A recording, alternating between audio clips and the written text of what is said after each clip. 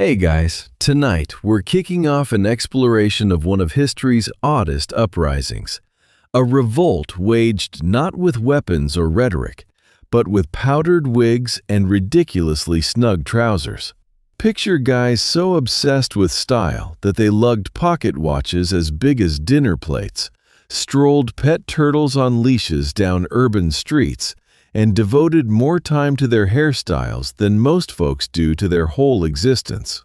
They got teased, scorned, labeled as neither man nor woman. But these flashy show-offs somehow reshaped manhood permanently. They were known as the Macaronis. And nope, not the pasta kind. Before we jump into this crazy tale as a group, I've got a small request. If you're already hooked, and I trust you are, could you tap that subscribe button? A thumbs up would be fantastic too. And honestly, I'm really interested. Where are you tuning in from at this moment? Your room? A snug spot somewhere? Leave a comment and share what time it is in your area. I enjoy realizing we're connecting in this instant, despite varying time zones. Okay, lower those lights if possible. Perhaps switch on a fan for that soft background hum.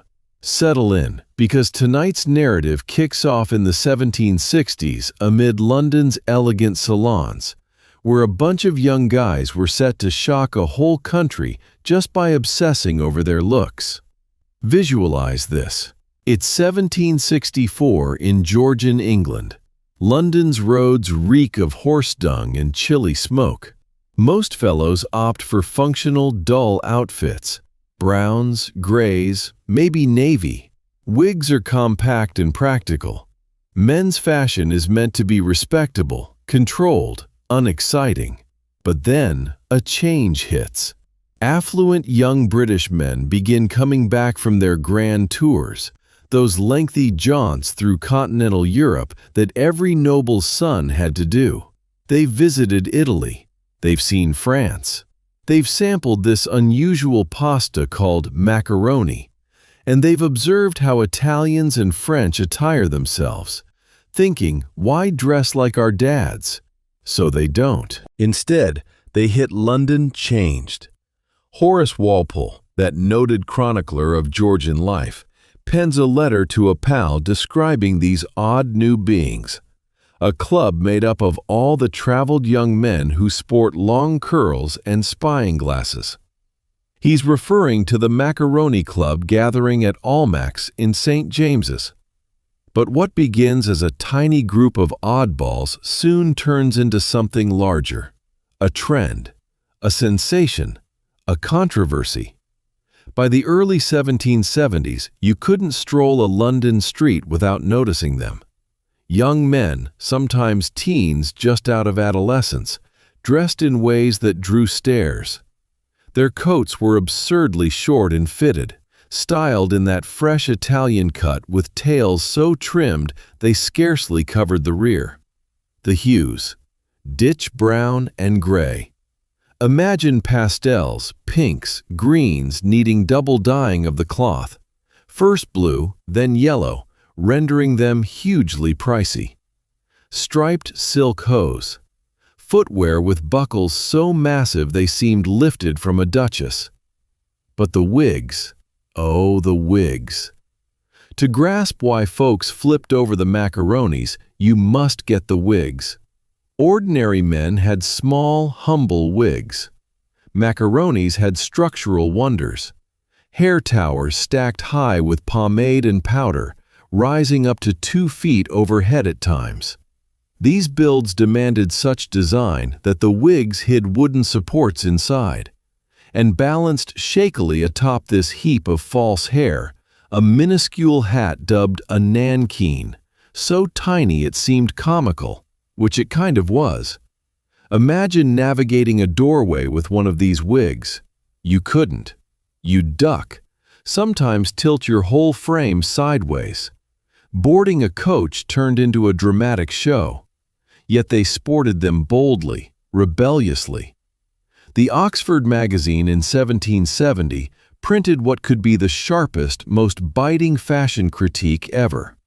They stated, There is indeed a kind of animal, neither male nor female, a thing of the neuter gender, lately started up among us.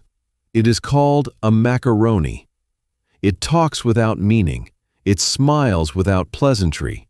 It eats without appetite. It rides without exercise. It wenches without passion. Neither male nor female. That line reveals everything about why macaronis scared people. This was 1770s England, where men were expected to be strong, quiet, sensible. Macaronis were none of that. They toted nosegays, small flower bunches. They wielded spying glasses, monocles basically, to inspect things with overdone interest. They talked with fake accents, slipping in Italian and French words. They fussed over a cravat's fold, stockings' precise tone, how their sword dangled from the hip. And folks despised them for it. Or did they? This is where it gets intriguing. While papers and journals ran harsh cartoons labeling macaronis everything from dandies to worse, the macaroni look spread rapidly. Not only among nobles, middle classes picked up parts of the vibe. Merchants, clerks, even ministers. The Universal magazine griped in 1772 about macaroni parsons, turf macaronis, macaroni dancing masters, and Grub Street macaronis. In London's West End, an engraver named Mary Darley spotted a chance. She began issuing caricatures, satirical images depicting macaronis in their absurd splendor. Her store grew so renowned for these prints it earned the nickname the Macaroni Print Shop. Crowds gathered outside for the newest sketch. And what's captivating? Some purchased them to ridicule macaronis, others as fashion manuals. Because beneath the scorn, something groundbreaking was unfolding. For ages in England, attire signaled social rank. Sumptuary laws, now gone but fresh in memory, had literally prescribed what each class could don. Silk for lords, wool for peasants. The setup was strict, obvious, secure. Macaronis smashed that setup. A rich merchant's son could outshine a duke in extravagance. A clerk could flaunt a wig that outdid nobility. Abruptly, fashion wasn't tied to lineage. It was about selection, about cash, sure, but also about boldness. About declaring, I can be anyone I choose. This frightened the elite. Author Tobias Smollett grumbled that the gayest public spots are packed with stylish types who, on checking, turn out to be journeyman tailors, serving men, and clerks. The shock. Servants aping their bosses. How to tell who was who. And then the political angle. Recall, it's the 1770s, Britain shedding the American colonies. There's rising worry the country's gone weak, indulgent, tainted by excess. Macaronis, with their French-tinged styles and Italian poses, symbolize Britain's ills. They were un-English, unmanly. The London magazine fumed. Who can see without indignation a parcel of powdered baboons bowing and scraping at one another? But here's the lovely twist. The very traits that made macaronis seem un-English, the tight coats, the subtle colors under the flash, the focus on cut over decoration, would form the basis of today's men's fashion. Macaronis were jeered for being too forward, and they were, by roughly 30 years. By the 1780s, extreme macaroni style was waning. Wigs shrank, colors toned down. Men began wearing natural hair or simpler cuts.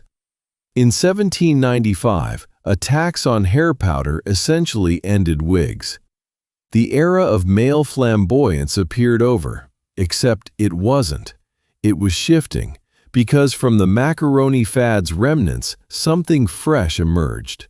A subtler defiance, a mindset that said, yes, men ought to mind their looks, but with elegance, moderation, and almost devout pursuit of flawlessness. The following wave wouldn't be macaronis. They'd be dandies, led by a middle-class lad with huge drive and flawless taste. His name was George Brummel, and he was poised to alter it all. George Brian Brummel came into the world in the servants' area of 10 Downing Street on June 7, 1778. Let that register. The guy who'd emerge as Britain's most impactful taste-setter, who'd eat with royalty and set fashion for dukes, started life in an attic where his grandfather once served as a valet. His dad, William Brummel, had risen from zero to become private secretary to Prime Minister Lord North. Solid job, but not aristocratic. The Brummels had funds, but no lineage. And in Georgian England, lineage counted, or was supposed to. Young George grasped early that nothing came easy. But he also learned a key lesson that molded him. Charm could be honed, wit could unlock paths, and if power wasn't inherited, you could enact it so convincingly nobody spotted the gap. At 8, his father enrolled him at Eton, the famed school for England's upper-crust sons. Imagine being the scholarship boy amid nobles, the kid whose dad earned a wage, surrounded by heirs to earldoms and dukedoms. Most would hide, blend. George did the reverse. He shone deliberately. Classmates recalled his polished manners and sharp humor. But above that, they remembered his dress. Even teenaged, George got something deep. Clothes weren't mere cloth. They were shield. They were speech. They were influence. At 16, something amazing occurred. George drew the eye of the Prince of Wales, future King George IV. The prince was infamous for his lavish habits, huge debts, and flair for intriguing folks. Evidently, he deemed young Brummel captivating. Via this royal bond, George got a spot in the prince's regiment, the 10th Light Dragoons. Now, most would aim for battle honors. George aimed at his uniform. He ensured it fitted ideally, and I mean ideally. Every stitch, every button, every fabric crease was spot on. His comrades noticed. The prince noticed. And in 1796, at merely 18, George inherited £30,000 from his father, a sum worth millions now. But not enough for George's envisioned lifestyle. A prudent person would invest. George left the army and headed to London. He rented at 4 Chesterfield Street in Mayfair, the trendiest spot possible. Then he made a move that seems nearly mad. He resolved to become England's best-dressed man. Not merely well-dressed, the benchmark others judged by. Let me describe a standard morning for George Brummel, as this is where the myth starts and where you grasp his near-sacred devotion to the craft. He rose late, always.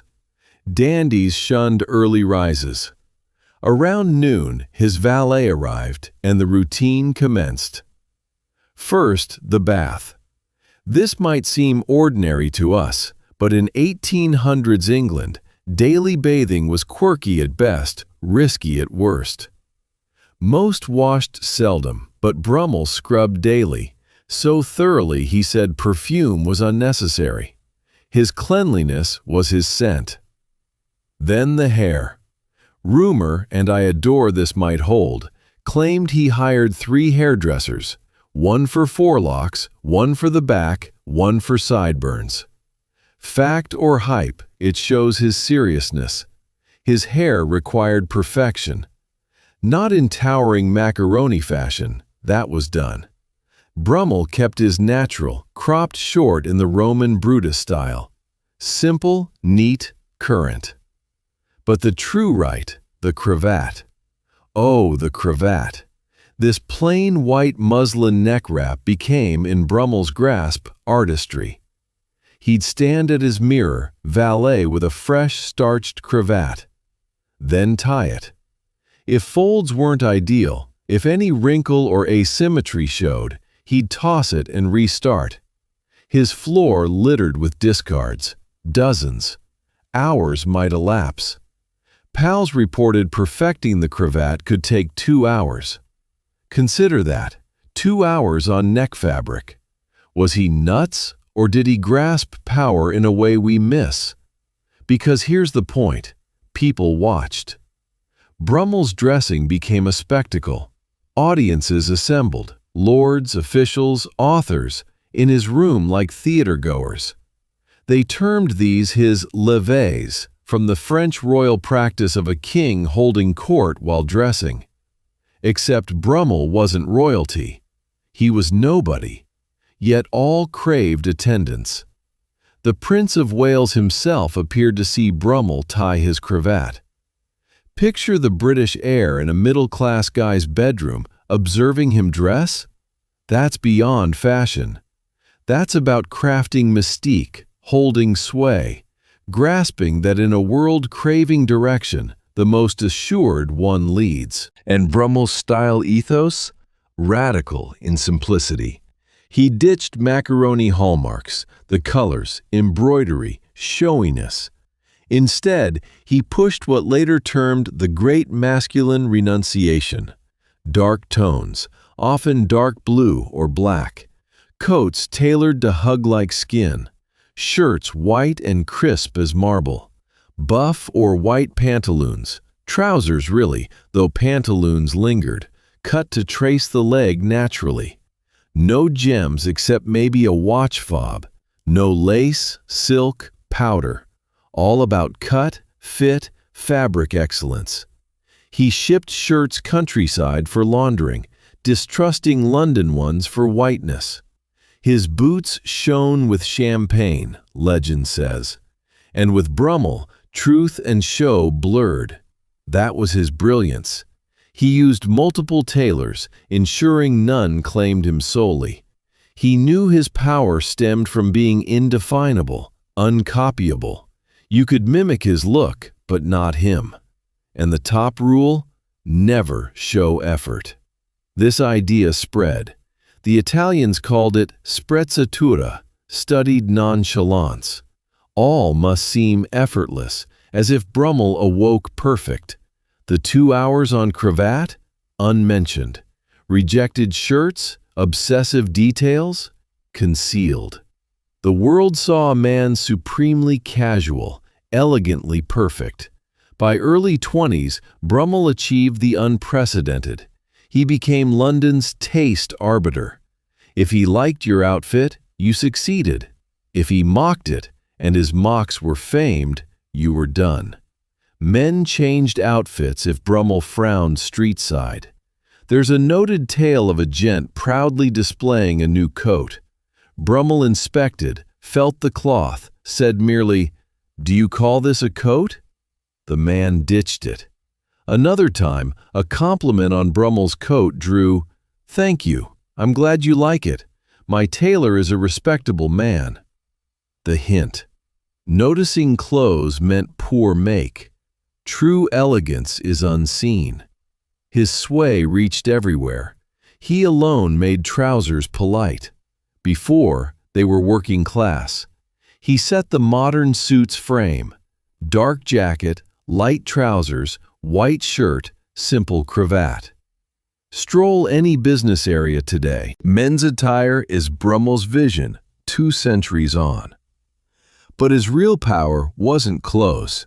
It was people. Brummel could elevate or crush socially with one remark, eyebrow lift, nod, or snub.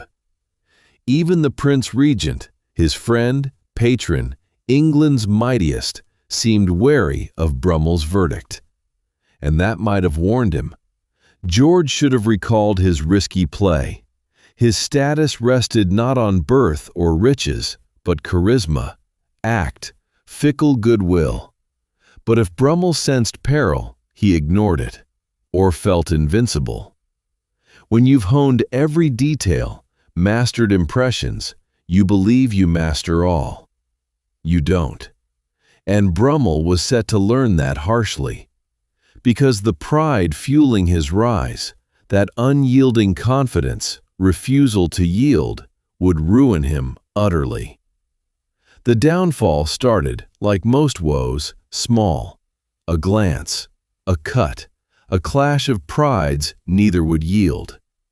It was July 1813, a masquerade at the Argyle Rooms in London. Brummel and three noble pals, Lord Alvanley, Henry Mildmay, Henry Pierpoint, hosted to celebrate gambling wins. Yes, card earnings. Note that. The Prince Regent, George's old ally, his backer, the guy who'd watched him dress, entered the ball. Their bond had cooled years. The prince aged, gained weight, grew conservative. Regent since 1811, handling his mad father King George III, power brought duty. He distanced from wild Whig mates, including Brummel. But that night's event sealed the break. The prince entered the ballroom, greeted Alvanley warmly, shook Pierpoint's hand, chatted pleasantly, then eyed Brummel, his oldest in the group, and passed without word, as if Brummel vanished. In that era's world, public cut by royalty was social doom. All saw. Whispers flew. All awaited Brummel's move. He could have lowered his head, taken the shame, maybe salvaged the tie. But Brummel was Brummel. He'd never bowed. So as the prince departed, Brummel turned to Lord Alvanley, loud for nearby ears, and asked, "Alvanley, who's your fat friend?" Silence fell. Did he call the Prince Regent fat, sort of to his face? He did. And in 4 words, George Brummel wrecked himself. Consider, his society spot hinged on one thing, the prince's favor. No title, no pedigree, no estates. Talent, taste, royal tie. That was all. In one hurt pride instant, he tossed it. The prince never pardoned. How could he? Brummel had sinned unforgivably, ridiculed the prince publicly, and the prince neared kingship. But intriguingly, social end wasn't instant. Brummel's fame shielded briefly. Folks still sought his nod. Invites continued.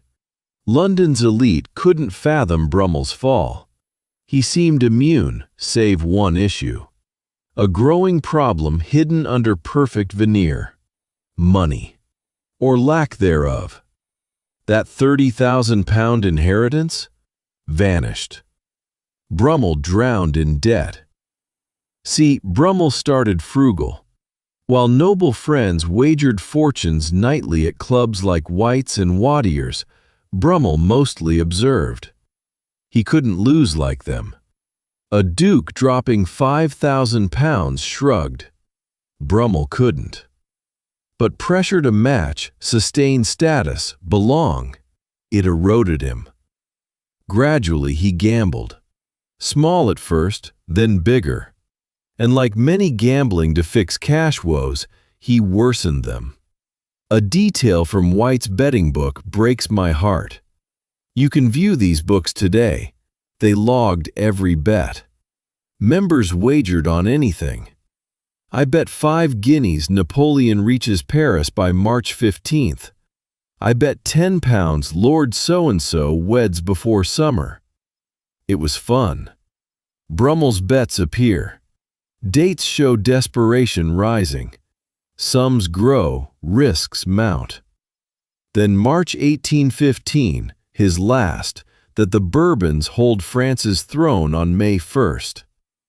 Beside it, later ink, not paid. 20th January 1816, not paid. Gambling debts were honor debts. You paid always. Not paying admitted broke, ruined, over. And Brummel couldn't. By early 1816, creditors closed in. He owed thousands, some say over £20,000, millions today. His credit line, based on rep alone, dried up. Folks demanded payment. Brummel had none. There's Richard Myler in this tale, known as Dick the Dandy Killer. Why? When Myler learned Brummel planned to skip a debt to him, he acted cleverly and cruelly. He sat in White's, Brummel's club, where Beau was legend, and told every entrant what Brummel did. All day, daily, ensuring all knew Beau Brummel skipped debts. It ended. Brummel knew. And on May 16, 1816 night, George Brummel did what England's desperate debtors did. He fled. Picture, he attends theater that eve, shows face, acts normal. Performance ends. Instead of home, he enters a carriage. Rides overnight to Dover. Dawn boards a packet to Calais, France. Carrying quick-packed items, he never returned to England. He was 37, London's most famed, now fugitive. Calais wasn't desert exile, it was debtor's haven. Near England, visible across Channel, but beyond creditors' reach. English refugees thrived there, evading debts. Brummel took rooms at Desains Hotel, respectable to keep dignity. Initially, not bad. Friends visited, brought cash, tried aiding. He learned French. Began memoirs, unfinished. Entertained in his flat, still Beau Brummel, still presiding. But maintaining facade with nothing under it? Facade cracks eventually. Years passed. Friend visits dwindled. Sent money shrank, then stopped. The prince, now King George IV, could have helped. One royal word, debts cleared. But the king stayed silent, did nothing. Let his ex-friend fester in exile. Slowly, inevitably, Brummel declined. In 1830, via remaining friends, he got British consul post in Caen, small Normandy town. Tiny salary, barely £400 yearly. For a man once spending that monthly on wardrobe, humiliating. But something. Official. Gave purpose. But even that faded. By 1835, debts trailed him. Arrested, spent 3 months in French debtor's prison. Imagine Beau Brummel, Duke's fashion dictator, in French jail? And something worse brewed, beyond poverty or lockup. Brummel contracted syphilis years back, likely military or early London wild days. Era's curse, dormant decades before hitting. Now 50s, it ravaged his mind. Symptoms slow initially.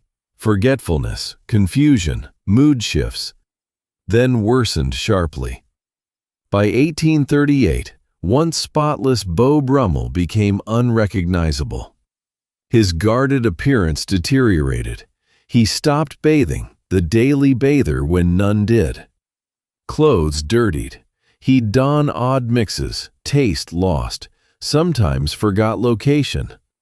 Hosted phantom dinners, setting for non-existent guests, chatting with ghosts. Thought back in London, dressing for balls 20 years past. In 1840, few remaining friends committed him to charitable asylum in Caen, a pauper's home. The prince's dining mate, now charity case. He died there March 30th, 1840, aged 61. No lord's bedside, no grand burial, no marker. Simple charity grave. Irony nearly unbearable. Cleanliness's devotee died unclean. Detail crafter died ragged. Image controller died mad, control lost overall, including mind. Worth it? Question haunts me on Brummel's tale. He achieved remarkable, changed men's dress, style thought, masculinity performance. His impact outlasted him. Your interview suit? Brummel's legacy. But the cost, awful, crushing cost. Yet something else in Brummel's tragedy. His story, sad as is, just began. His fall posed question next dandies wrestled. Can you dandy without self-ruin? Can fashion rebel without self-destruct? In Paris, a poet observed. He'd seen Brummel's fate, set to offer alternate answer, different dandy vision. Across Channel in Paris's narrow, winding streets, a young man with haunted eyes rethought all Brummel was. His name was Charles Baudelaire. And if Brummel made dandism perfection, Baudelaire made it philosophy. Envision Paris 1840s and 50s. City transforming, ripping apart, rebuilding. Baron Haussmann carved wide boulevards through medieval areas, crafting today's Paris. Gas lamps lit streets, night safety first in history. Old world died, modern born. Terrifying, thrilling equally. This world Baudelaire roamed, watching all with dark, smart eyes. Now Baudelaire was chaos. Honest, not Brummel. No hours perfecting cravat. Actually, early 1840s self-sketch shows him Night Street, dressed scruffily, black smoke cloud round head. The hashish smoker. Baudelaire experimented all, opium, hashish, alcohol, anything altering consciousness, yielding new views. Broke mostly. Inherited dad's money, burned it fast. Mom, stepdad gave allowance, treating him childish, which he was somewhat. Shabby flats, constant moves dodging creditors, died 46 from syphilis and stroke. Another tragic close, though unlike Brummel's. But Baudelaire wasn't aping Brummel, he aimed deeper. In 1863, published The Painter of Modern Life. In it, outlined dandy vision, less appearance, more mindset. Less fitting high society, more standing from modern life's mediocrity. Let me quote, "Describe dandy as having no job but elegance.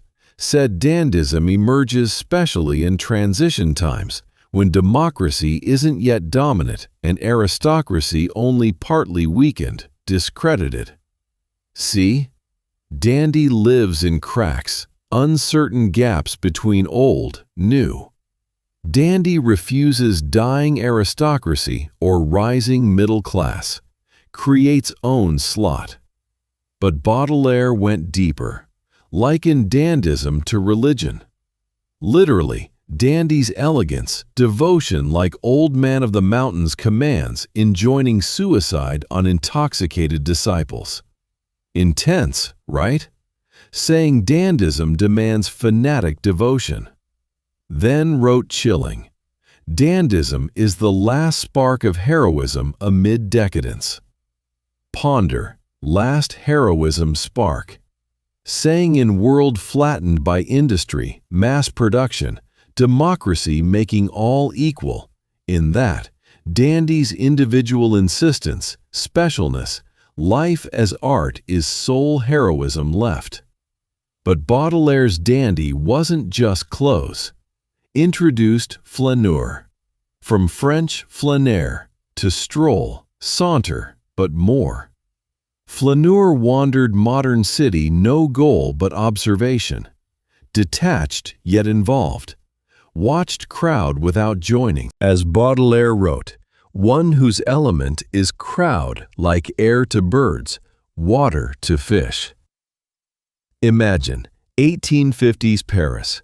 New arcades, covered glass roof shops opened. Full of windows showing global goods. Gas lamps glow, mirrors multiply.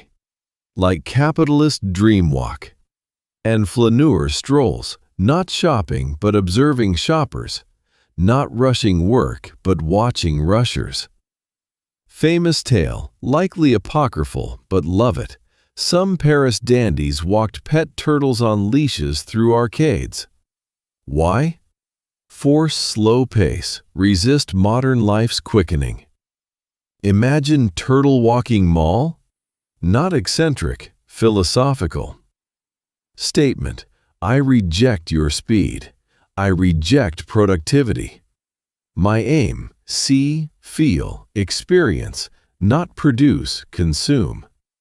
Baudelaire was ultimate flaneur, wandered Paris nights when respectable slept, haunted cafes of artists, prostitutes, watched workers demolish old buildings, studied crowd faces, wrote poetry capturing what he termed eternal from transitory, timeless in modern fleeting bits. His 1857 collection, Les Fleurs du Mal, The Flowers of Evil, trialed for obscenity. Baudelaire wrote on taboo, prostitutes, poverty, addiction, death, desire. Darkness under pretty new Paris. In gorgeous language that aches. Famous Nadar photo around 1855. Seen it? Baudelaire stares camera with hard-described look. Not angry, sad, aware, seeing through all. You, himself, modern civilization's sham. Baudelaire's genius. Dandy doesn't escape reality, sees it clearer. Perfect cravat, careful stroll, cultivated detachment, not delusions. Armor against world turning all to industrial machine parts. Essay: the dandy must aspire to be sublime without interruption. He must live and sleep before a mirror. Sounds narcissistic, but deeper. Dandy treats life as performance, art, not deceive others, but create meaning in meaningless world. See, Baudelaire lived specific history moment. French Revolution shattered old order. Napoleon rose, fell. 1830 July Revolution when Baudelaire 9. 1848 Revolution he joined, manning barricades, failed.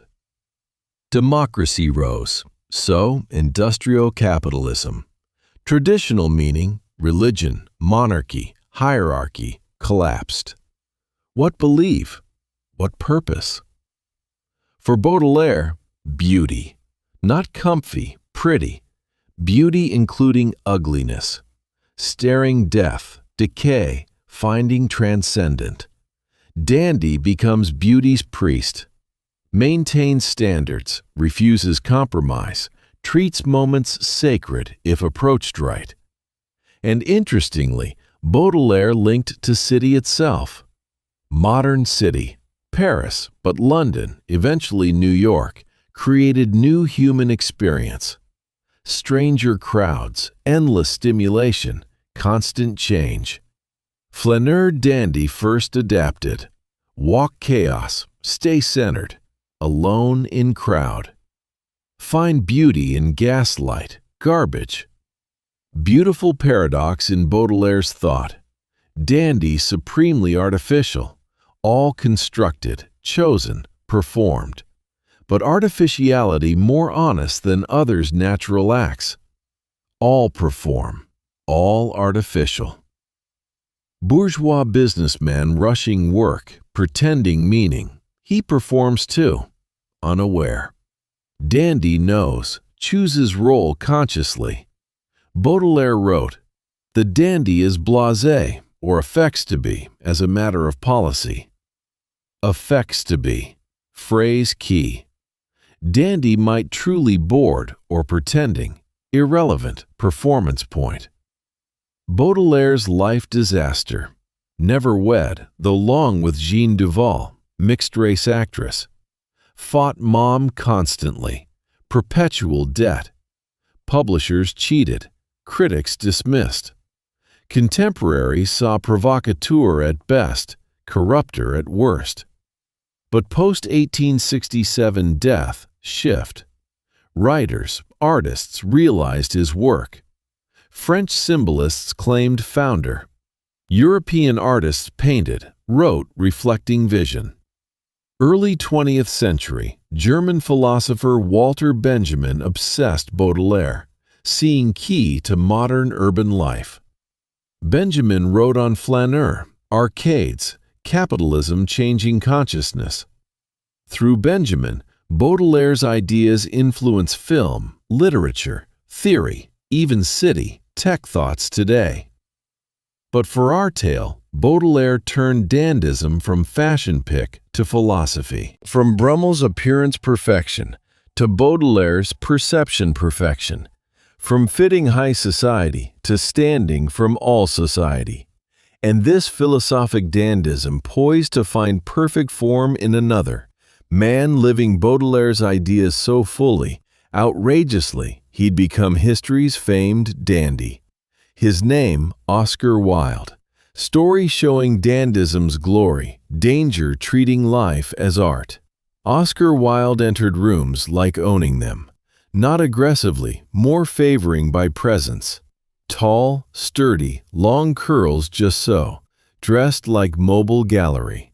Velvet jackets, knee breeches, silk stockings, always buttonhole flower. Usually green carnation, his mark. Deliberately unignorable. Born Dublin 1854 to unconventional parents, mother hosted literary salons, wrote nationalist poetry under pseudonym. Father renowned surgeon. Wilde grew in home where interestingness topped virtues. Oscar absorbed fully. At 1870s Oxford, studied under Walter Pater, John Ruskin, aesthetic movement's high priests. Taught beauty highest good, art needs no justification beyond self, life lived as artwork. Wilde took, ran, or strolled Baudelaire style with more flair, better quips. Famous Oxford tale, students annoyed by Wilde's affected ways, rooms with blue china, peacock feathers, planned room trashing lesson. But Wilde, athletic despite dandy image, fought off, tossed ringleader downstairs, calmly resumed lily vase arranging. Message: I value beauty, but not weak. Don't confuse aestheticism with softness. When Wilde hit 1870s late London, didn't enter society, conquered. Weapon, words. Wilde could converse. God, could he? Described mesmerizing, effortless, brilliant. Made mundane fascinating. Turned dinners to shows. And aphorisms. Wild wit. Crafted paradoxes sounding simple, revealing profound on thought. I can resist everything except temptation. We are all in the gutter, but some of us are looking at the stars. The only way to get rid of a temptation is to yield to it. Not just clever, philosophy is fun. Eats flips moral norm, questions known. Not comedy, revolution in formal wear. By early 30s, Wilde celebrity. Not for achievements yet, great works ahead, but being Oscar Wilde. Personality, style, wit. Truly first modern celeb, famous for fame. 1882 America Lecture Tour. Imagine Victorian America's wild reaction. Arrived New York fur-lined coat, told customs nothing declare but genius. Charmed and shocked nation equally. Lectured aestheticism, beauty importance, American home decor. Topics frivolous sounding, but crowds huge. Folks came see exotic being, dandy embodying America's aspirations, fears. Incredible moment. Wilde visited Leadville, Colorado, rough mining town. Miners planned mock effete Englishmen. Instead, Wilde mined with them, outdrank, won fully. Later said only Renaissance talk interested them. Joking but point. Beauty matters all, even roughest spots. 1884, Wilde wed Constance Lloyd. Smart, rich, deeply loving him. 2 sons, Cyril, Vivian. By accounts, Wilde devoted dad, loved kids, told fantastic tales. Few years seemed Wilde might settle respectability. But Oscar Wilde never for respectability. 1890 published The Picture of Dorian Gray in Lippincott's Monthly Magazine. Victorian England freaked. Novel. Beautiful youth's portrait ages while he stays young eternally. Cost. Sins. Corruption on painting, not face. Brilliant dandy philosophy and version. Dorian lives Baudelaire's sublime without interruption, but sole price. Critics called immoral, poisonous, corrupt. Daily Chronicle. Tale from French decadence, leprous literature. Poisonous book with mephitic odors of moral, spiritual putrefaction. Mephitic odors, they went hard. But book's danger. Wilde's preface, Manifesto on Aesthetic Philosophy. Lines like, "There is no such thing as a moral or an immoral book. Books are well written or badly written, that is all. All art is quite useless." Last enraged. Art useless meant highest praise. Art needs no utility, no moral lessons, society improvement. Beauty, its justification. That's art, not propaganda. Controversy boosted Wilde. Early 1890s creative peak. Wrote 4 great comedies. Lady Windermere's Fan, A Woman of No Importance, An Ideal Husband, The Importance of Being Earnest. Still staged today, rightly. Surface witty society comedies. Underneath, savage Victorian hypocrisy critiques. Lines sparkle paradox, insight. The truth is rarely pure and never simple. To love oneself is the beginning of a lifelong romance. I never travel without my diary. One should always have something sensational to read on the train. Wilde at power's height. Famous, rich, lauded. 2 plays ran London's West End simultaneously. Spectacular success by measures. Then Lord Alfred Douglas. Bosie, called young, noble, beautiful, spoiled, captivating. Wilde fell hard, catastrophically. Unlike prior discreet male ties, this public, flashy, unhideable. Clear. Homosexuality illegal Victorian England. Not frowned, illegal, up to 2 years hard labor. 1885 La Boucher Amendment vague, criminalizing male gross indecency, basically anything prosecutable. Most gay men doubled lives, wed women, families, secret loves. Some succeeded. Wilde tried, but with Bosie couldn't, didn't want. Tie too intense. Bosie's dad noticed. Marquess of Queensberry, yes, boxing rules guy, was brutal, volatile, hated Wilde's son influence. February 1895 left calling card at Wilde's club for Oscar Wilde posing sodomite. Misspelled sodomite, but clear. Now Wilde's ruinous choice. Friends begged ignore, flee abroad, let pass. But Wilde, pure dandy pride, like Brummel's prince insult, sued Queensberry for libel. Consider, win libel, prove not posing sodomite, prove no male relations. Couldn't because was. Legal suicide. Wilde proceeded eyes open. Trial, April 1895. Queensberry's lawyers prepared.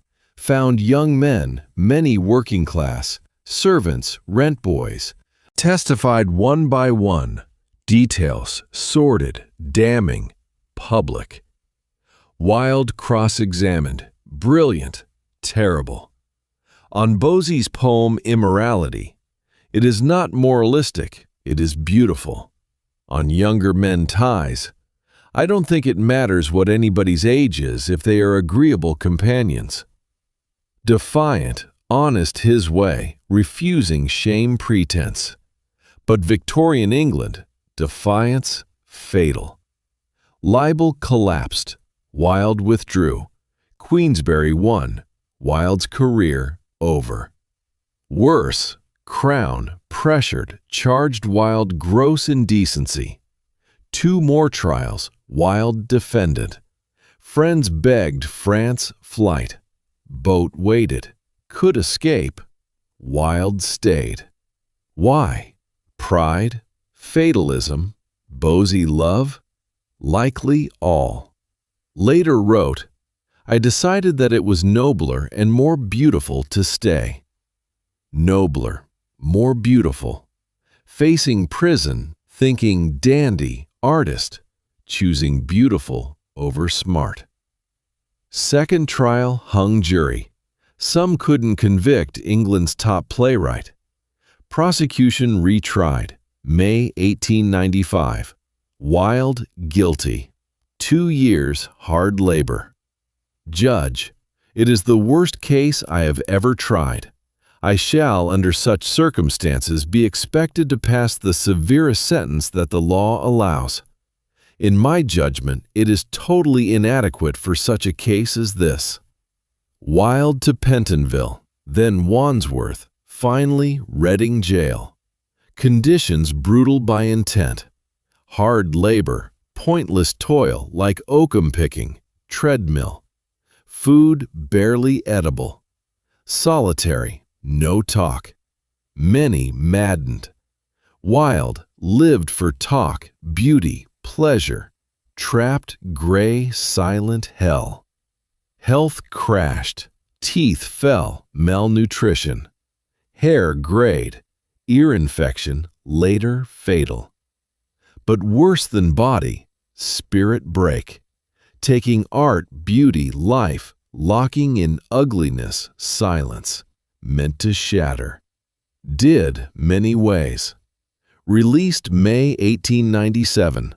Wilde 42. Looked ancient. Friends scarce recognized. Wife took kids, changed names, scandal protect. Died year later, never saw Oscar. Went France, never England. Cheap Paris hotels, friends' charity. Wrote last great, the Ballad of Reading Jail on prison. Beautiful, heartbreaking. Yet each man kills the thing he loves. The coward does it with a kiss, the brave man with a sword. November 30th, 1900. Oscar Wilde died shabby Paris hotel room. 46. Legend's last words. Either that wallpaper goes, or I do. Still quipping, dandy to end. Handful at funeral. London's toast, theater filler, aristocrat charmer died near alone, near penniless. But remarkable, Wilde never recanted, apologized, wished different. Prison letter de profundis to Bosey. I don't regret for a single moment having lived for pleasure. There was no pleasure I did not experience. Dandy's ultimate claim. Chose beauty over safety, art over respectability, authenticity over conformity. Destroyed me, no regret. Wilde lived Baudelaire's philosophy fully, treated life art. Like Brummel, paid ultimate. But unlike Brummel's mad, sad decline, Wilde's tragedy noble. New risks, chose beauty anyway. His tale asks unanswered. How much sacrifice to be self? Way live authentically without self-destruct? Question haunted next dandies. But inspired new answers, ways being, rebellion forms. So what made dandy dandy? Actual rules this strange religion destroyed Brummel, inspired Baudelaire, martyred Wilde. Fascinating, dandism had rules. Strict, unspoken, binding. Break, not dandy, just trying hard. Difference everything. Start key rule, underpinning all, never seem trying. Italians, sprezzatura, studied carelessness art. All effortless looking. Spend 5 hours dressing, compliment shrugged like casual throw-on. Not deception, protecting magic. Magician, no trick explain. Brummel embodied. Recall 2 hours cravat? Watching friends, new effort. Public, moved born in it. Natural, easy, confidence supreme. Baudelaire wrote too, "The dandy must aspire to be sublime without interruption." Without interruption key. No special occasion dandy, not party costume, being state 24/7. Even alone, especially. Because crucial, dandy performs mainly self. Audience secondary. Maintain standard self-demand, not watchers. Second rule, quality over quantity always. Brummel's wardrobe, not vast aristocratic-wise, but items perfect, finest wool, whitest linen, impeccable tailoring. Rather 3 perfect shirts than 30 average. Obsessive details others miss. Boots, famous champagne polish story. True? Maybe, but Brummel type matters. Idea use costly champagne mundane as boot polish, ordinary, not right. Linen legendary. Supposedly sent London out for wash. London laundresses not white enough. Practical? No. Insane bit? But shows commitment level. Not good, not very good. Perfect. Now psychologically interesting. Perfection, obsession, narcissism, vanity? Or else? Think control. Rapid change world, old certainties collapse. Middle-class boy like Brummel, no birth, title, inherited wealth. What control? Appearance, presentation, self. Dandy wardrobe like monk discipline. Practice, meditation, order on chaos. Third rule, surprising, restraint. After macaronis faded, their peacock colors, towering wigs mocked, dandism opposite. Darker colors, simpler lines, fewer accessories. Focus shifted wealth show to taste demo. Revolutionary. Pre-Brummel, aristocratic men embroidered silks, colorful velvets, lace everywhere. Looked wealth displays. But Brummel, anyone money buys pricey fabric.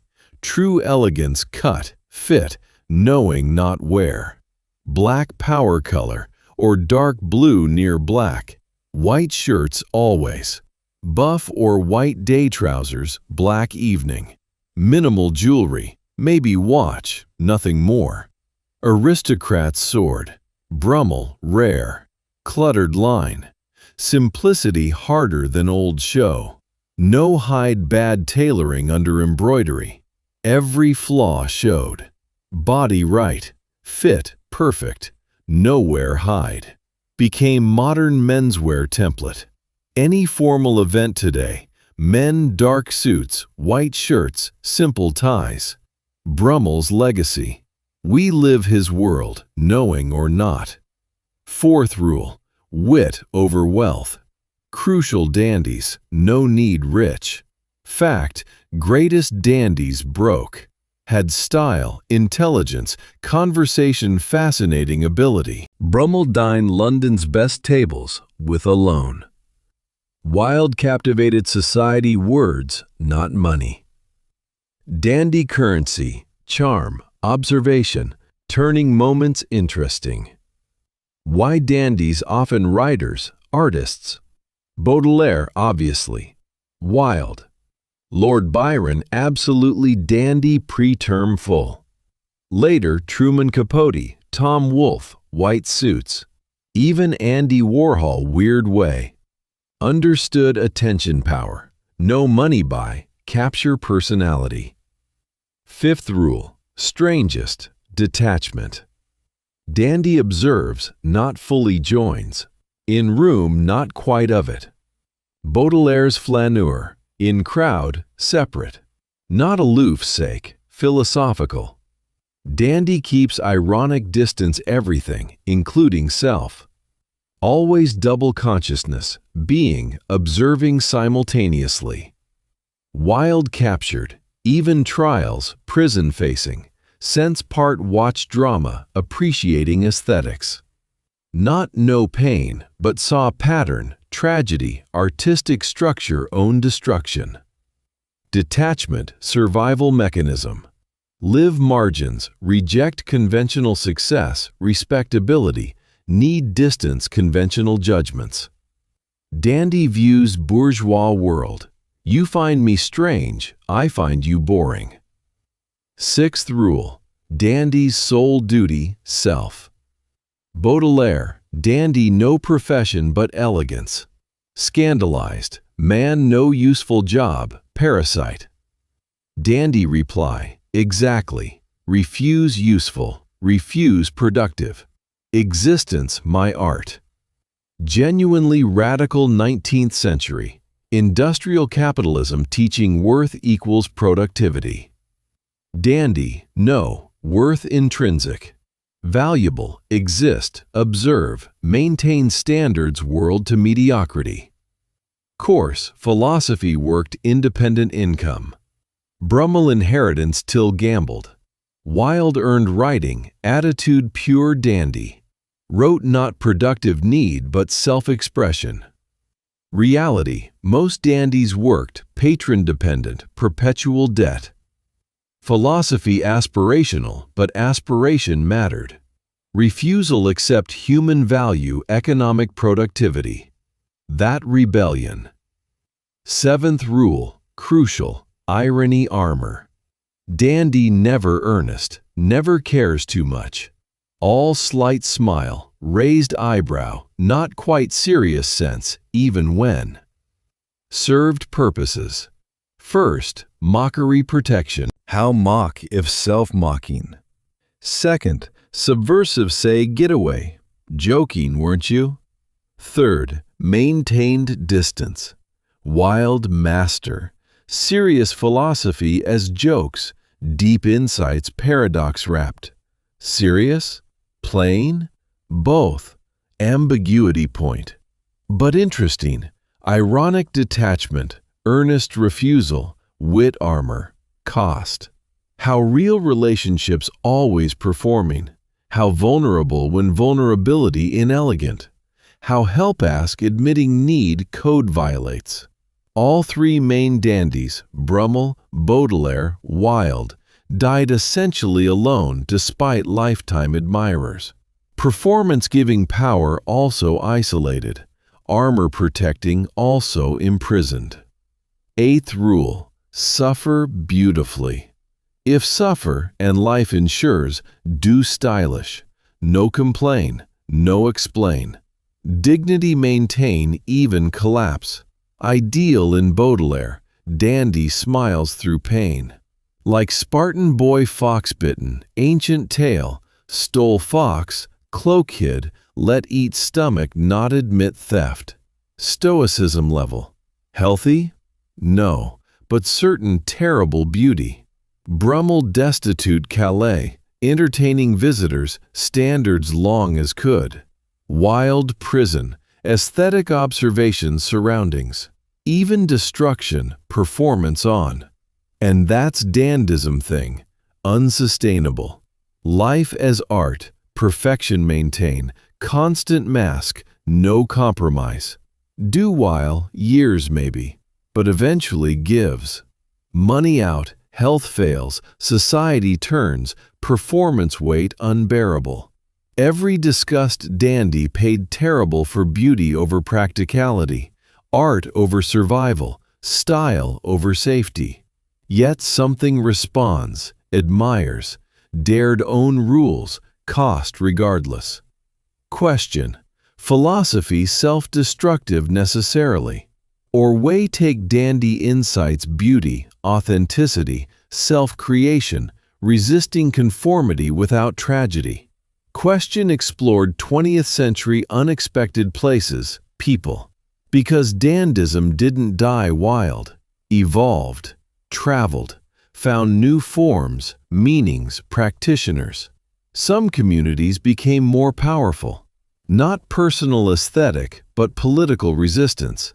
Now imagine Black 1920s Harlem, 1960s Congo, contemporary Johannesburg. World tells thousand ways you're less, invisible, no place. Respond dressing better, all. That's Black dandism. Not fashion, warfare. Not style, survival. Process transformed dandism meaning. Start Harlem Renaissance 1920s through 30s. Jazz booming. Neighborhood vibrant. Creative. Dangerous. Alive. Walking. Men impeccably dressed. Three-piece suits. Perfect ties. Pocket squares just so. Shoes mirror-shined. Hats right angle. Not aristocrats, wealthy heirs like Brummel. Working men, porters, musicians, writers. Little money, but understood presentation power. Brilliant concept. Scholar Monica L. Miller explores slaves to fashion. Traces Black dandism 18th century, showing enslaved sometimes got fine clothes, wore resistance. Saying, I, person, have dignity, can't reduce categories. Radical, enslaved, property treated, humanity denied. Acquire nice coat, good shoes. Wear pride, not vanity, defiance. Reclaiming image, world-defining subhuman. Tradition post-slavery, Reconstruction, Jim Crow. Black-faced threats, violence, humiliation. Many responded dressing up, looking sharp, refusing internalize imposed degradation. Harlem Renaissance dandies elevated. Poet Langston Hughes known elegant style. Jazz composer bandleader Duke Ellington famed impeccable dress. Understood stage and tailored suit commands respect pre-note. But interesting, while white dandism often standing from middle class, rejecting bourgeois values, black dandism sometimes claiming denied respectability, saying, I belong spaces, deserve dignity all. Both conforming, rebelling same. Conforming dress standards, rebelling expectation black couldn't, shouldn't meet. Now jump Congo 1960s. Country fresh independent Belgium after brutal colonial. Belgians treated Congolese subjects, labor, less human. Colonial law dictated wear, codes mark inferior. Context emerged La SAP, Société des ambianceurs et des personnes élégantes. Men, later women, dressing extravagant imaginable. Not Brummel's dark restraint. Bright colors, bold patterns, designer labels, three-piece pink, turquoise, electric blue, shoes month salary plus, accessories stacked, canes, hats, cigars, jewelry, excessive, theatrical, glorious, deeply political. Colonized, culture primitive deemed, civilization elegance, European claimed, claiming elegance, revolutionary. Outdressing colonizers, mastering codes while owning power. Sapeurs saved years single designer suit, deaded right shoes. Then paraded Brazzaville, Kinshasa streets, showing, competing, elegant most. Outsiders, frivolous. Why spend no money clothes many needs? Sapeurs understood profound. Dignity, no luxury. Self-respect, no frivolous. World-crushing, beauty resistance. Wonderful Sapeur quote, we wear expensive clothes to show that poverty is only in the pocket, not in the head. Ponder. Poverty pocket only, not head. Philosophy. Pride. Refusing circumstance define. Beautiful. Sape culture rules. Can't throw expensive clothes, call Sapeur. Etiquette. Respectful, nonviolent, generous. Sapeurs artists yes, but community leaders. Examples. Proof elegance dignity choices, not birth accidents. Congo civil wars, many brutal. Sapeurs kept dressing, parading, insisting beauty horror midst. Not escapism, courage. Another black dandism dimension, femininity, gender relation. Recall Macaroni's mocked neither male, female? Dandism always interesting gender performance space. Black dandies navigated carefully, Black men races stereotyped hypermasculine threats or effeminate servants. Thread impossible needle, elegant without effeminate scene, stylish without stereotype confirm, dignity assert navigating danger. Figures like Little Richard embraced contradiction fully. Makeup, pompadour hair, flamboyant outfits. Undeniably masculine, feminine same. Short-circuited binary, open space other self. Prince later similar, purple aesthetic, high heels, ruffled shirts. Utterly himself, uncategorizable, image-controlled absolute. Not fashion choices only, but culture-limiting black men presentation. Punishing deviation, narrow, acceptable. Freedom, self-determination, art. Then hip-hop dandism. Yes, hip-hop owned dandy tradition, word unused. Dapper Dan, 1980s Harlem custom pieces, luxury logos, rappers, hustlers.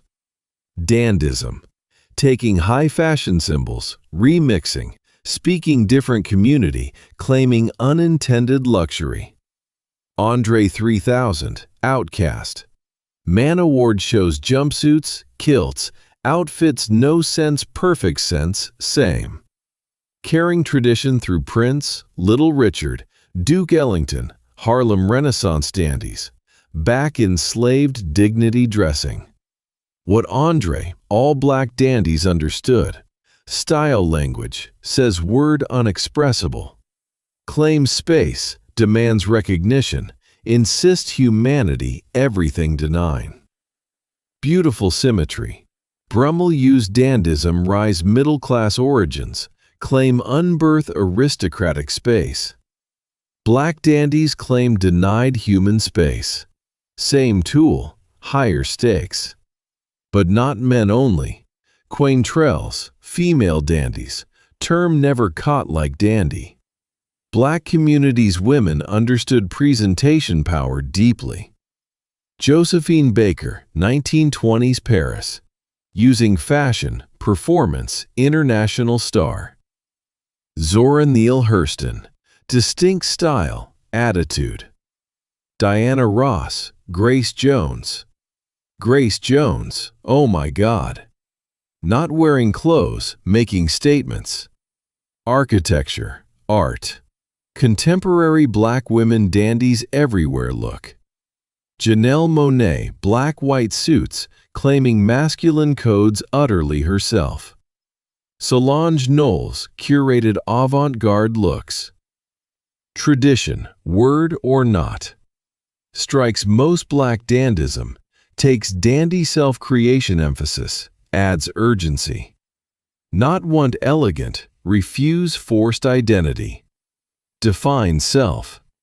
Sapeurs, slum walk immaculate suit not denying slum, not pretending no poverty, asserting poverty no worth, define, beauty, dignity, all, right, elegance claim.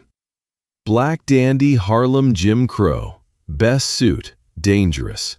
Making visible, claiming equality, could kill. Documented cases, black men attacked dressing above station. Nice clothes act courage. So black dandism carries weight, European never bore. Brummel failure, poverty, exile. Black dandy wrong place/time, death. Yet did, do. Alternative, accept degradation, internalize oppression, others define, different death. Concept, black dandism, dress to kill, meaning dress so well, metaphorically destroy competition. Double meaning, world dangerous, existing black, dressing up, celebration, risk. Making scene, visibility, marginalized, complicated. But hope-giving black dandism, joyful. Yes, serious, political, resistance. Also fun. Sapeurs compete, laugh. Hip-hop fashion, playful point-making. Black dandies history, understood, joy, resistance. That balance. What gives hope? Not solitary self-destructive. Community. Purpose. Lift up, not isolate. Sapeurs clubs. Teach young. Create spaces, elegance, democratic. Commit standards. Participate. Radically different. Lonely. Brummel, perfection, or wild, isolation. So, talk dandism today. See influence, fashion, culture. Understand survived, vital, alive. Tradition comes largely Black innovations. Communities took European philosophy, made richer, deeper, meaningful. Proved dandism more personal aesthetics. Cultural resistance, collective, not individual. Style armor, celebration, shield, sword, survival tool, art form. Doing answered earlier question. Dandism without self-destruction? Yes. Rooted community, tied larger purposes, joyful, serious, sustains, not destroys. But other questions explore.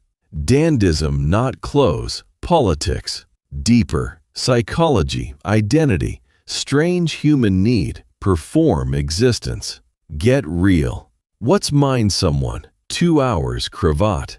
Drives turtle walk, Paris, slow. Why beauty over survival? Narcissism, mental illness, genius, else. Fascinates. Every discussed dandy diagnosable today, psychiatrist couch. Obsessive-compulsive, narcissistic traits, performance anxiety, depression, addiction. List on. But too simple, reducing complex pathology.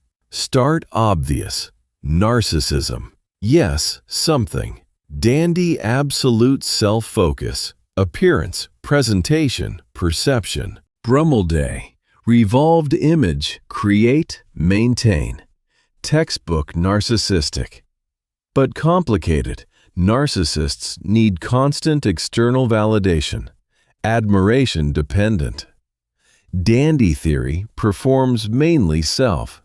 Recall Baudelaire, mirror, live, sleep. Not others think, standards own sake.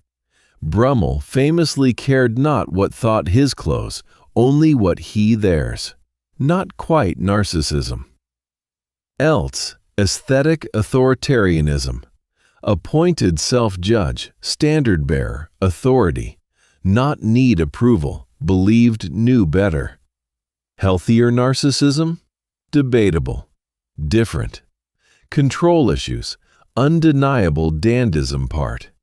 Chaotic world, unpredictable, uncontrollable much. Dandy controls absolute, self. Brummel, no control birth, limited wealth, but every cravat fold. Wild, no control, Victorian homosexuality, hatred, but wit, presentation, performance. Sapeurs, no control, poverty, instability, but immaculate look. Recognized psychological coping. External overwhelming, hyper-control, small, manageable. Why some clean obsessively, stress, rigid routines, chaos. Dandy does fashion, self-presentation, control, yes, agency, saying this life, part mine. Performance identity. Dandism intersects modern psych concepts. All perform selves, right? Sociologist Irving Goffman, 1950s, present versions others, front stage, backstage personas. Act different, boss versus friends. Curate social media versus private. Dandy makes conscious, explicit, artistic. But question keeps awake. Perform self constantly, total commitment long. Performance become real? Or lose who underneath? Wild grappled. Philosophy make life art, craft self, aesthetic beauty work. But de profundis moments feel wondering, who I not performing? Exist without audience? Not narcissism, deeper, stranger. Like extreme method acting, inhabit role completely, actor role boundary dissolves. Terrifying, entire self performance-based, crisis what? When poverty, prison, illness, age, strip, props, costumes, that destroyed Brummel. Not poverty, but performance, inability maintain. Appearance deteriorated, mask slipped, literally lost mind. Mask his mind. Nothing underneath, or so little couldn't sustain. Dandism depression relation. Several dandies clear what now depression signs. Baudelaire definitely. Poetry full ennui melancholy, seeing through all, finding hollow. Drug use part self-medicate. Famous spleen, deep existential boredom sadness pervades work. Thing, dandy detachment, cool ironic distance, depression symptom. Feel life disconnected, nothing real, outside observing self, dissociation. Trauma response, mind protect feeling too much. But Baudelaire others turned philosophy, made aesthetic. Said, yes, life meaningless, existence absurd, everything performance. Exactly why create beauty, why aesthetics matter. No inherent meaning, make own. Beauty good meaning any.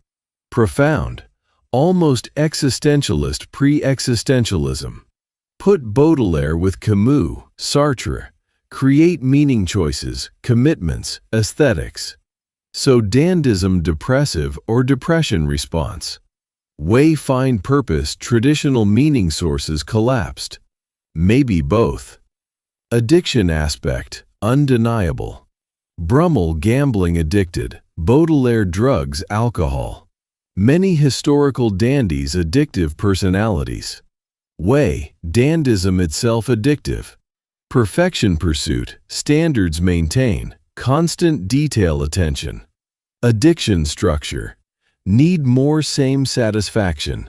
Standards rise. Never good enough. 2 hours cravat today, next week 3, 4. Eventually life consumed unreachable perfection pursuit. Not healthy. Obsessive compulsive aesthetic focus. But counter, least productive obsession. Least dandy creates something, even self. Compare destructive addictions. Least dandism leaves art, influence, beauty. Probably rationalizing, worth consider. Now dandism autism relation? There, sounds strange, interesting parallels.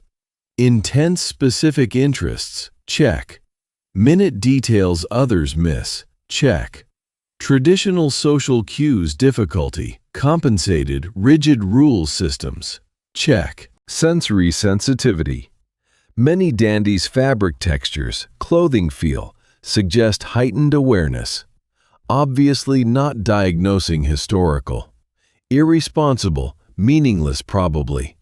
But interesting some experience world intensely, specifically, systematically. Dandism framework.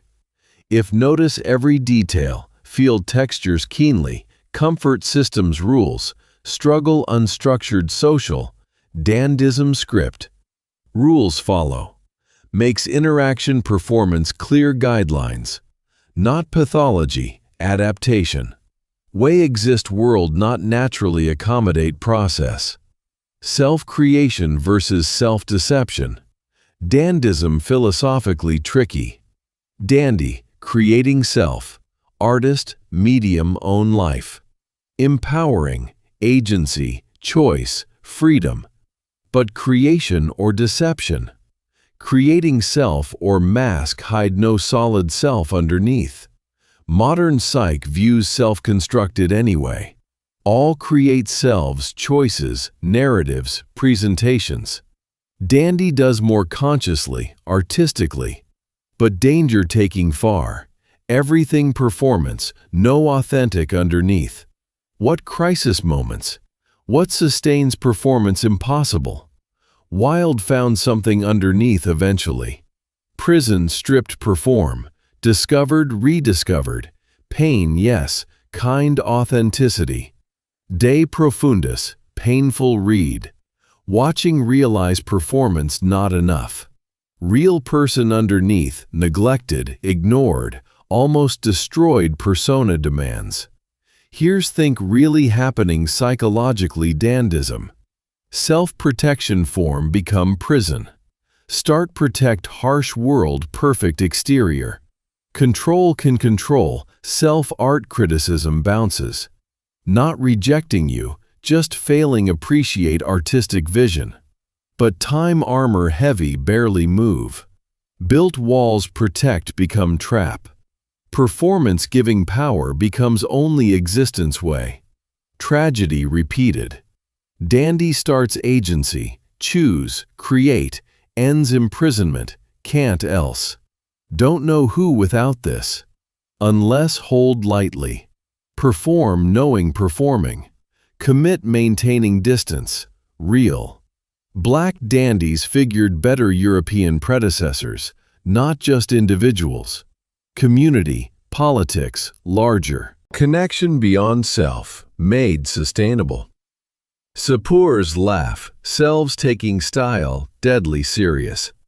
Psychologically healthy way Brummel's grim perfection, never. Balance. Question. Dandism psychologically healthy? Rather, conditions can be? Answer. Not solitary, connected, community purpose, playful. Remember performance choice not prison. Maintain awareness, person behind persona. Delicate balance. Most historical dandies failed, but some succeeded, used aesthetic self-creation empowerment, not destruction. Suggests possible. Dandism. Dandism. Tradition alive. Dandism provides similar cover. Interested men's fashion. How men look. Male beauty. Questioned. Say dandy. Appreciate beauty, all forms. Sexual interest hiding plain sight within aesthetic. But dangerous. Society suspected. No proof. Articulate, but sensed transgressive. Hostility, not clothes. What suggested desire? Gender, refusing society demanded mankind. Gender performance. Dandism absolutely, not standard. Traditional masculinity 19th century. Physical strength, women's sexual prowess, military, business, success. Emotional restraint, practical dress. Productive, useful, conventional power. Dandy rejected most. Not interested physical strength. Wild Oxford fight notwithstanding. Most dandies no athleticism. Not necessarily women sexually. Definitely not useful productive. Dress impractical, expensive, attention-seeking. So masculinity performing. Different. Taste. Refinement, intellectual wit, aesthetic sensitivity, traditionally feminine coded. But, crucial, dandy not present feminine, not dresses, makeup. Well most, exceptions later. Creating third category, masculine, differently. Still male, redefining male mean. Radical, saying can man without narrow definition. Value beauty without less man. Care appearance without feminine. Society, no can't. Not approved masculine, not man. Mockery, vicious. Macaroni's neither male, female. Attempt police gender boundaries, punishment, social death. But some dandies pushed, not blur gender lines. Deliberately played. Marchesa Luisa Casati. Early 20th Europe female dandy, hate term probably, wore snakes jewelry, walked pet cheetahs, dyed hair improbable, wore couture nudity equal flair, performing femininity, yes, extreme theatrical impossible version, became else, commentary, art, refusal. Then Quentin Crisp, British writer raconteur, 20th century openly effeminate gay man, era could kill. Makeup, dyed hair, flamboyant dress. Autobiography, The Naked Civil Servant, describes 1930s-40s London looking way. Violence, mockery, danger. But crisp new dandy tradition. Making life art.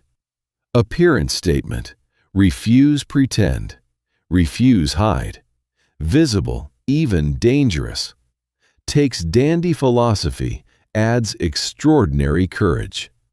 Crisp, unlike Brummel, consequences not social embarrassment. Physical violence. Female dandies deeper. Largely written dandy narrative, but there. 19th century brief term, quaint rel female dandies. George Sand, French writer, men's clothes, cigars, male pseudonyms. Performing masculinity, yes.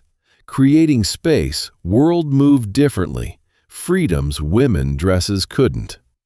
But asymmetry, women masculine dress, practical, scandalous bit, not fundamentally threatening. Men feminine, degrading, femininity inferior. Female dandies transgressive different, claiming male privilege. Male dandies abandoning, seemed incomprehensible. Modern gender theory, lots say. Judith Butler gender performance, not are, do, repeatedly till natural seems. Basically, dandies demonstrated centuries. Every Brummel cravat tie performed masculinity, but invented version pre-him. Showing masculinity flexible, constructed, chosen. Threatening society believing gender natural, fixed, God-given. Gender choice performance, all power structures, gender differences questionable. Contemporary gender non-conforming dandies, tradition alive. Jaden Smith events dresses. Harry Styles Gucci gowns covers. Ezra Miller red carpet defying categorization. Not accidents. People dandy tradition using fashion, challenge norms. Interestingly, society more accepting, certain parts. Gender non-conforming career celebrated. Wild, prison. Today's dandies Met Gala. Progress real, but still mostly safe. Famous, successful, wealth platform protected. Ordinary people, ordinary places. Gender nonconformity, dangerous. Trans, gender nonconforming, face violence, discrimination, legal. So dandy gender play freedom, always privilege, usually class, often race, sometimes fame. Working class gender nonconforming faces different consequences. Wealthy artist. Doesn't invalidate artistic political gesture. Means clear-laid who dandy conditions. Strikes dandism queerness relation. Not same, intertwined long, separating near impossible. Not all dandies queer, not all queer dandies. But historically, dandism cover, vocabulary, community, aesthetic framework, desires not hetero norms. Told existence wrong, response double. Beauty, style, wit. Say my life, art, art, no answer your morality. What Wilde did. Countless gay men history did. Using aesthetic rebellion substitute sexual openness couldn't safe express. Society more accepting. LGBTQ+. Dandism not disappeared, evolved. Never just hiding. Expressing real identity. Presentation, relation, self-creation joy, refusing boring. Billy Porter red carpet tuxedo gown, masculine, feminine, flawless. Not hiding, celebrating. Saying contain multitudes, show all. Dandy gender insight, costume all wear. Most unaware costume. Think jeans, t-shirt, business suit, sundress natural. But all costume, performance, choices different possible. Dandy makes choices consciously, artistically, playfully. Reveals truth society uncomfortable. Gender do not are. Why dandies ahead time gender? Not trying progressive, most not political. But lifestyle-based premise construct self. Nothing fixed, identity fluid, chosen. Threatening, liberating. Raises questions grappling. Gender performance, identity constructed. All costume. Who really? Authentic self beneath performance? Or performance all?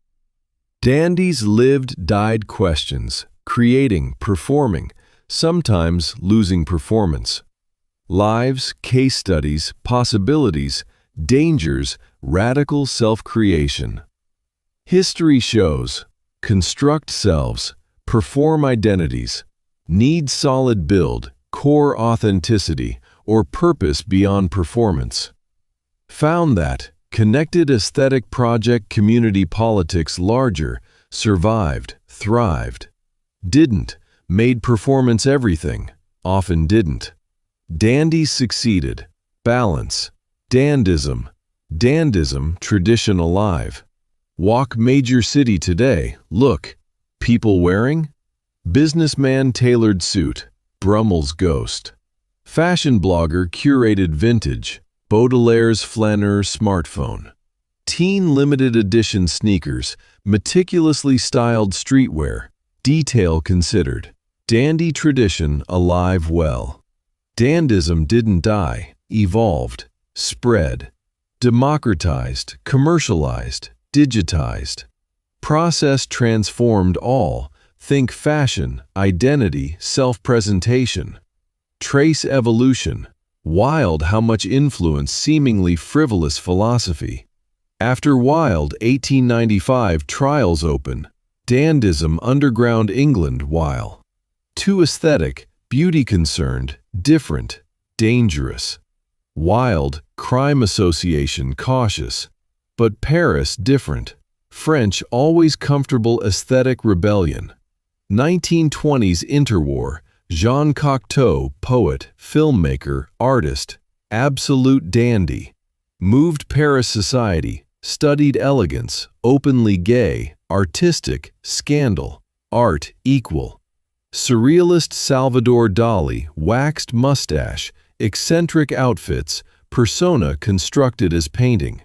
Dandism, self-living artwork. Real explosion, 1960s youth culture.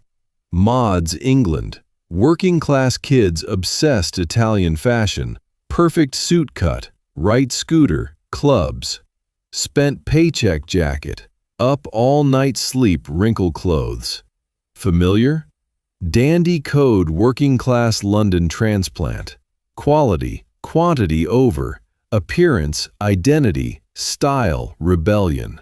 Mods rebel. Parents, yes, also rockers, leather jacket, motorcycle. Rockers, tough, masculine, dangerous. Mods, beautiful, refined, cool. Different, rebellions, philosophies, both valid. Mod aesthetic slim suits, clean lines, detail, attention influenced all. Beatles started mods pre-long hair. 1960s fashion revolution mod fingerprints. Then 1970s punk. Think opposite dandism. Deliberate ugliness. Safety pins. Ripped clothes. Aggressive anti-fashion.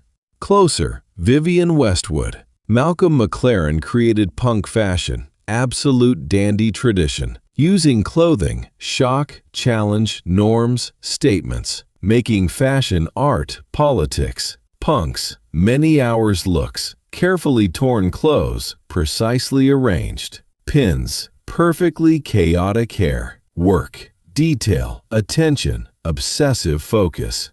Brummel cravat. Punk dandies, contradictory sounds, not. Both appearance rebel, refuse blend, make walking statement. 1980s, new romantics, explicit connection. Boy George, David Bowie, personas, Prince, open dandy figures. Makeup, flamboyant clothes, gender bending, absolute aesthetic vision, commitment. Bowie especially, personas, Ziggy Stardust, thin white Duke. Carefully constructed performances, living Baudelaire philosophy, life, art, identity, create, recreate. Prince, purple everything, ruffled shirts, high heels, symbol, name change, creative control. Dandy dedication level, understanding image presentation, brand, not separate, art, art. Then 1990s, early 2000s shift. Fashion democratic, accessible, fast fashion emerged. Internet style info all. Suddenly everyone dandy, or try. Enter metrosexual. Early 2000s. Straight men, fashion, grooming, appearance care. Term mocking, bit defensive, like straight men's special category. Explain, look, care. But metrosexual dandy tradition mainstream. Finally, after centuries mocked, men allowed appearance care without sexuality question. Progress sort. Then 2010s hipster. People hated hipsters. Irony, vintage clothes, curated, authenticity, obviously inauthentic, artisanal everything obsession. Details right, glasses, beard trim, obscure band t-shirt. But hipsters dandies, urban flaneurs. Brooklyn, Portland, Berlin, observing, curating, performing constructed selves. Mockery. Hipsters pretentious, appearance-obsessed, exact macaronis faced. Different era, same anxieties, men aesthetics care too much. Then Instagram, everything changed. Social media, visual platforms, everyone curator own image. Suddenly all dandies, all carefully select photo, where consider angles, lighting, craft, public persona. Influencer, modern dandy. Think job literally look good, interesting. Curate appearance obsessively, make life aesthetic content.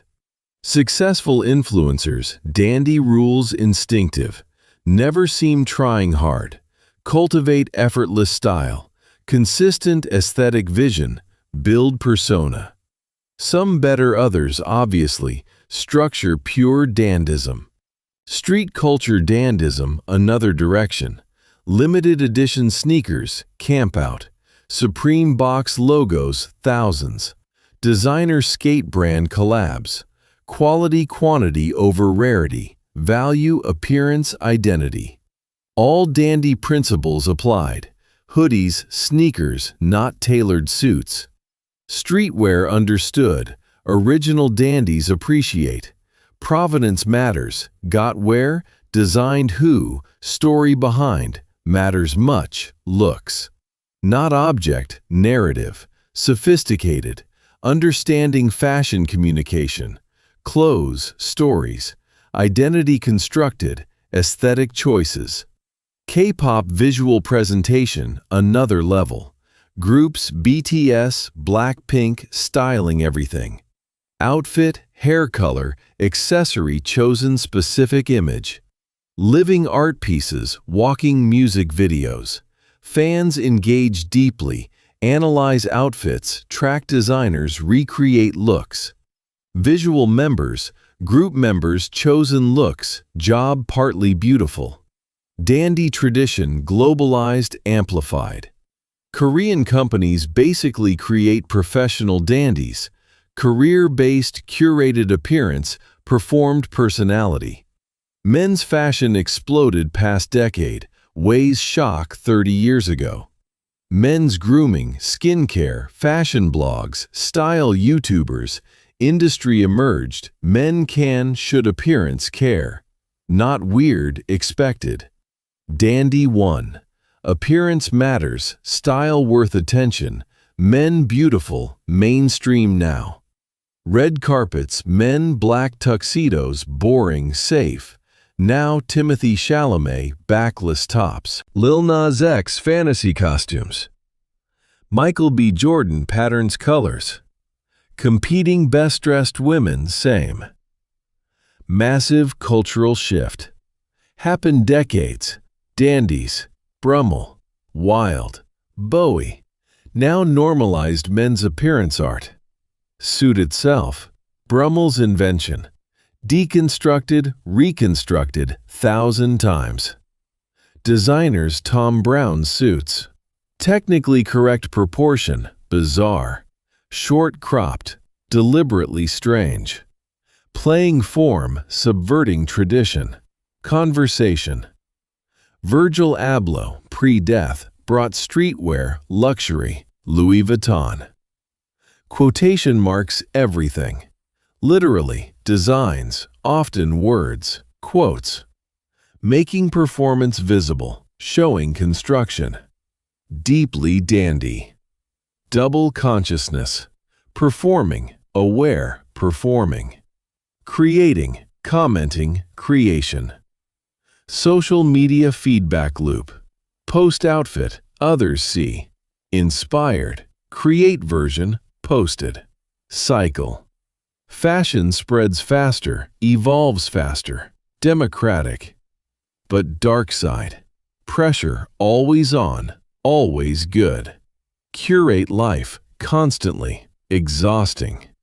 Dandy burden, democratized. All performing. Time. Addiction likes validation, external approval, narcissistic trap. Some dandies fell, scaled billions. Modern dandism, same problems historical, just tech amplified. Performance, compulsive. Persona, prison. Validation, addictive. But new possibilities. Aesthetic movements, communities form faster.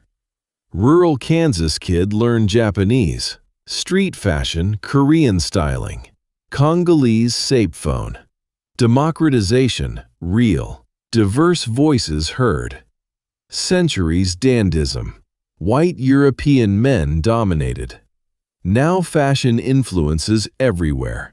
Culture, background, identity. Black dandism not marginal, central. Queer fashion not underground, runway. Women not excluded, dandy discourse, defining. Progress, real, meaningful. But dandism has all the same issues as before, just bigger thanks to tech. The act becomes obsessive. The image turns into a trap. The craving for likes becomes habit-forming. Yet it also opens fresh chances. Groups around style trends form quicker than ever. A teen in a small town can discover Japanese street looks, Korean trends, or Congolese sape via their device. The spread is genuine, and varied perspectives are finally in the spotlight. For ages, dandism was ruled by white European guys. Now, style leaders come from all places, all heritages, all selves. Black dandism isn't on the edges anymore, it's core. Queer style isn't hidden, it's on stages. Women aren't sidelined in dandy talks, they're shaping them. That's real, impactful change. Still, with this wide access, have we lost a piece? When all aim for unique, does unique fade? When dandy guidelines are in YouTube how-tos and Instagram tips, does the defiance turn into a product? Perhaps. Likely. But that's always happened. By the 1770s, macaronis were a big wave. Brummel had copycats. Each dandy wave ends up sold, tamed, just another trend. Then someone arrives who twists it fresh, grasps the basics deep enough to bend them creatively. That's going on now, all the time. Right now, folks are dreaming up new ways to shine, new self-shows, new life as art paths. They're in the dandy line, aware or not. That's dandism's timeless part. Not one look, but the drive. The no to dull. The pledge to lovely. The grasp that self-show counts. That look is talk, that life can top mere getting by. As long as people value lovely, show self, dandies will be. They'll shift, fit in, find fresh shapes.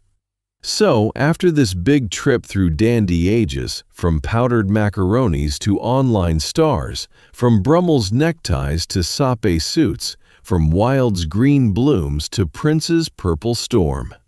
What does it add up to? What can we grab from this odd, lovely, at times sad line? Let me share what I see the dandies nailed. First, they got that looks count. Not 'cause shallow, but 'cause self-show is how we signal pre-words. Your gear, grooming, vibe, these spin a tale. Dandies just grab that tail's reins instead of letting it drift. In our time, we're all try to box you by work, pay, roots, stats. Owning your show is bold. It's saying, I box me, I spin my tail. That's strong. That's value. Second, dandies got that lovely is key. Not silly, not extra, key. In a world often gross, wild, harsh, pushing lovely is fight back. Making lovely in your days, even just one spot-on detail, that counts. The Sapeurs knew, striding poor spots in spotless suits isn't blind, it's claim. Saying lovely for all, not rich only. That worth is pick you make, not what hits give. Third, dandies grasped self-true in ways we're still sorting. They knew being you isn't bearing some ready true you. It's building you, picking who, sticking. We're all acting always. Dandies did it aware, art-like. And that's straight. Owning the act instead of faking no act. But, and big, the dandies also showed risks, the aloneness. When all you is built act, true close is near no-go. How let in when mask can't drop? How seek aid when need-own breaks rules? Brummel died lone, mind gone. Baudelaire died young, pained. Wild died away, poor. Not chance. The view that powered them wrecked them too. So if we take dandy takes and think yes, we do different, hold loose, need groups, need aims past self, need recall act as pick, not lock up. The black dandies sorted, the Sapeurs have group, shared aim, fun. They nail serious style without self-serious. That's the spot. Here's what hits in 2025. You got more sparks, more groups, more shots than any past dandy. A small-town U.S. kid can tap Japanese street vibes. Someone in Kinshasa can check Savile Row cuts. All style passed at your tips. That's open in ways Brummel would have gaped. He built his vibe near scratch, just Euro noble refs. You got globe. Mix it. Make new. Grab dandy basics, top quality not lots, aware self-build, lovely as fight, and own them. But recall warnings. Don't let perfect lock you. Don't let act be all. Don't trade ties for looks. Don't drop self in mask making. Stay person. Stay open. Stay linked. Be ready, imperfect, seen, true.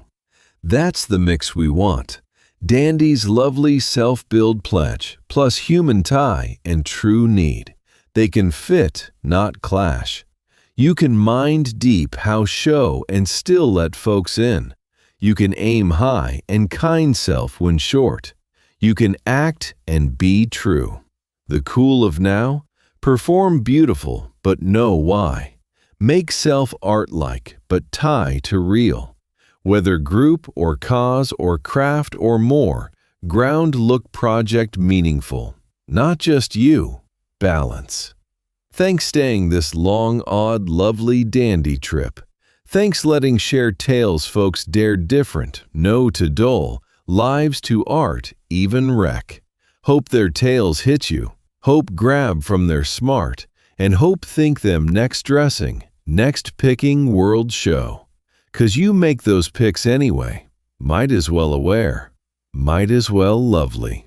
So many more tales on fashion, self, odd, wonderful human ways always tried beautiful, seen, count.